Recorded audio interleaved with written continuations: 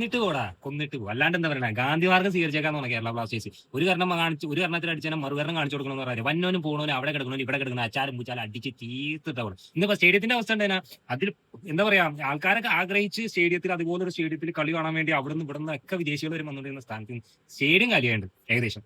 പിന്നെ കുറെ ആത്മാർത്ഥമുള്ള കുറെ പേരുണ്ട്, ഇന്നും വിജയിക്കുമെന്നുള്ള ആത്മാർത്ഥമുള്ള ഒരുപാട് പേരുണ്ട്. നമ്മൾ വലിയ കേരള ബ്ലാസ്റ്റേഴ്സിന്റെ ഫാൻ തന്നെയാണ്. പക്ഷെ എന്നാൽ അങ്ങോട്ട് അതിന് വേണ്ടി മരിക്കുക എന്നുള്ള ഒരു മെന്റാലിറ്റി ഒന്നും നമുക്കില്ല. ഇല്ലാത്തത് തന്നെ നല്ലതാണ്, നല്ലതെന്ന് പറയും. മോശമാണ്, ഇത്രയും മോശമായിട്ട് കളിക്കുന്ന ഒരു ടീമില്ല. ഏറ്റവും അടിയിൽ കിടക്കുന്നത് ഇപ്പൊ 13 റാങ്കി കിടക്കുന്ന കേരള ബ്ലാസ്റ്റേഴ്സും 14 റാങ്കി കിടക്കുന്ന ഡൽഹി അതിലും നന്നായിട്ട് കളിക്കുന്നുണ്ട് പറയാം. ഏറ്റവും മോശം ടീം ഇന്ന് ISL ഏറ്റവും മോശം ടീം. ഒരു ഫിനിഷിംഗ് ചെയ്യാനായിട്ട് പോസ്റ്റിന്റെ അകത്തൊക്കെ കരാട്ടയാണോ എന്താ കളിക്കണേന്ന് തന്നെ ഒരു പിടുത്തം, ഒരു ഫിനിഷിംഗ് ചെയ്യാനായിട്ട്, ഒരു പന്ത്, ഒരു ഗോൾ അടിക്കാൻ വേണ്ടി ഒന്ന് നേരെ ചൊവ്വ കാണുന്നവന് ഒരു രസം തോന്നണ്ടേ. കാണുന്നവന് ഇപ്പൊ തോറ്റ് പൊരുതി തോറ്റോട്ടെ, ഈ കാണുന്നവനുണ്ടല്ലോ ഒരു ഫുട്ബോൾ കാണുമ്പോൾ ആ ഒരു ആരാധന ഏത് കളി കണ്ടാലും, എത്ര മോശം കളി കണ്ടാലും, എത്ര മോശം ടീമാണെങ്കിലും നല്ലൊരു കളി കണ്ടെന്നുള്ള ഒരു സന്തോഷം ഉണ്ടാവില്ലേ, ഒന്ന് പൊരുതിന്ന് മറുകരണം കാണിച്ചു കൊടുത്തുകൊണ്ട് തന്നെ ഇരിക്കും. വന്നവനും മോണവനും ചവിട്ടി തൂക്കിക്കൊണ്ടിരിക്കുകയാണ്. പേഴ്സിനെ പറഞ്ഞിട്ട് കാര്യമില്ല കേട്ടോ.